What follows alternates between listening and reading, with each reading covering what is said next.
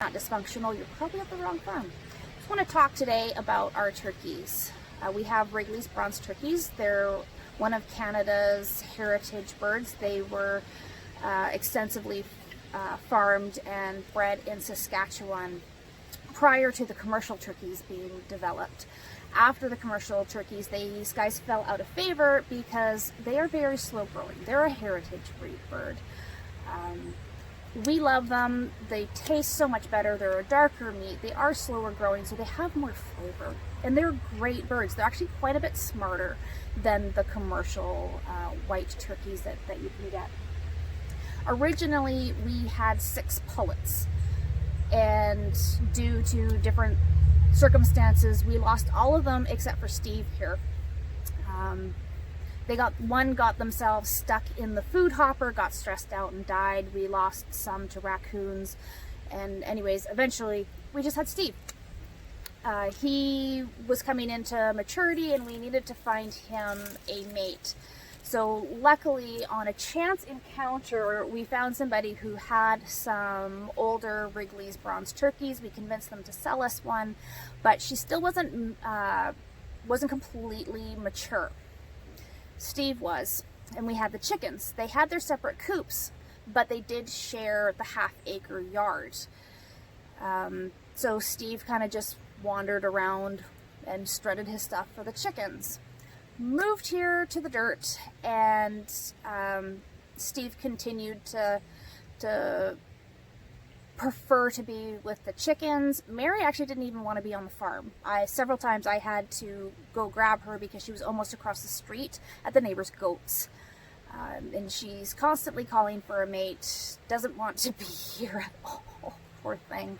And Steve is preferring the chickens. We actually had to completely separate Steve from the chickens because he did try to mount one of them and it did not end well, unfortunately. Mary has been laying some eggs, but she does not want to sit on them whatsoever, so we have Steve here stepping up to the plate, being Mr. Mom. He did this last time that she laid. None of those eggs, even though, like, I checked them, they were fertile, but she was starting to go broody, so they were both trying to sit on the nest. Some eggs got broken, and I think they just got contaminated with bacteria.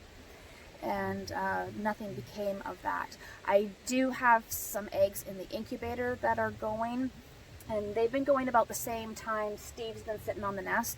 Mary will get on the nest every once in a while, but she prefers not to be there. She prefers to be sitting right there up on her perch or standing by the door calling pathetically.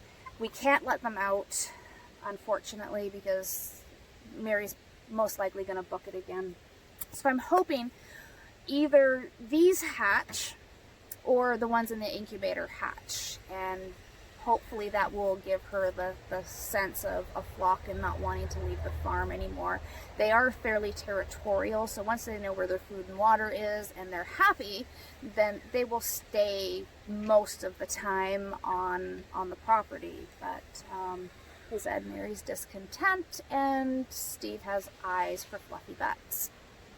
So those are our turkeys, and that's what's going on. So I'm going to keep my fingers crossed that those go well, and also the ones in the incubator. They're timed around the same time, so what I'm hoping is that I can sneak the incubated chicks into the nest and that they will be accepted. That way I don't have to deal with a brooder setting up a brooder and dealing with trying to keep pullets warm. They are way more fragile than chickens. They are more sensitive to cold and wind. So it is actually better for them to be under a turkey or under constant heat. They don't deal with the variation very well. Chickens seem to do a little bit better. And here, if you've seen the video, if you haven't seen the video, go check it out on the low cost, low voltage brooder that Garnet put together for me. It's still working great. And actually, I'm going to do another video on an update on the Barred Rock chicks. So subscribe if you haven't, liked it if you enjoyed the video, and I appreciate all of you guys that are following.